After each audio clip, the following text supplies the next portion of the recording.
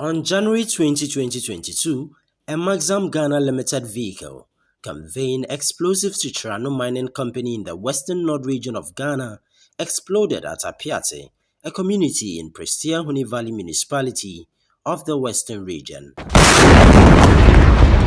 On that Black Thursday, the explosion of the 10-ton dynamite left about 1,000 residents injured.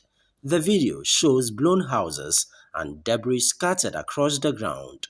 Several lifeless bodies, some dismembered, are visible and testify to the violence of the explosion.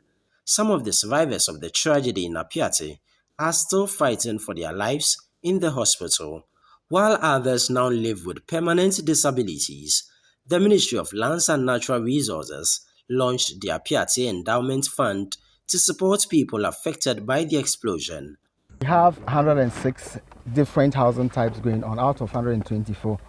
At the moment, we are above 30% completion, and we expect that by June 5th, we should complete the entire project and then hand over.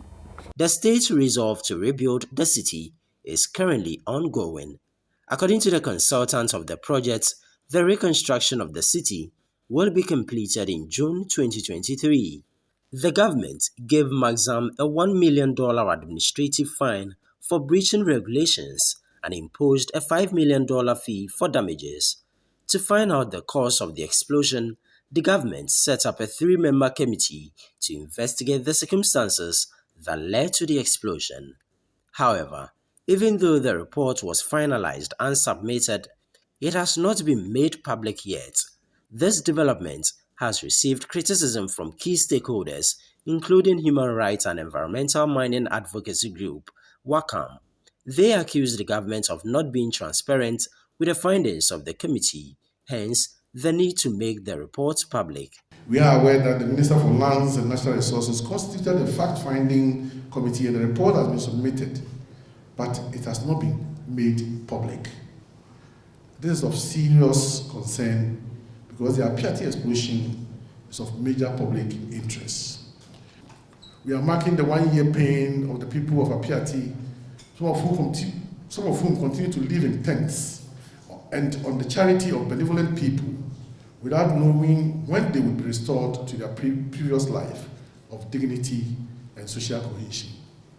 We are marking the 1 year of the Appiate explosion to express our unhappiness about the lack of transparency in relation to the report of the Appiate Fact-Finding Committee and to remind government that issues of public safety are important issues for public discussions.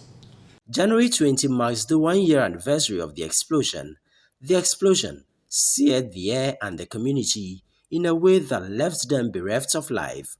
To avoid such incidents, the executive director of WACAM, Daniel Owusu, wants the government to use the incident as a yardstick to ensure that the weaknesses in our mining regulations are resolved. It is important that we use the Appiate explosion to look at the weakness in our mining regulations, enforcement lapses, and the strength of our laws to hold the state to address the negative effects of the actions and inactions of mining companies and those that provide ancillary services to the mining companies. We should ensure that the Appiate explosion is not treated as one of the serious occurrences relating to public safety in our country that are met with heightened enthusiasm but easily die off with time. For Hannah Owusu Cranton, a member of the group, perpetrators must be dealt with severely. Quickly, the first 2 days, there was a disclaimer that yes, we are not liable. And so they are not liable. And then we look on. And then people are suffering. People will continue to suffer till they die. Some children would lose their education because of this accident.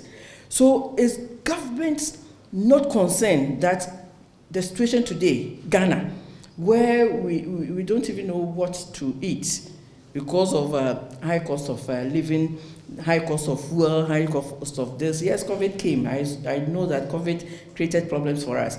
Yes, I know that the Ukraine and Russia war is creating hardships. And that is why, as a state, every penny should count. Why is government not holding the company or companies accountable. And as citizens, especially the media, what will be our role to make sure that we demand accountability from our government on some of these issues?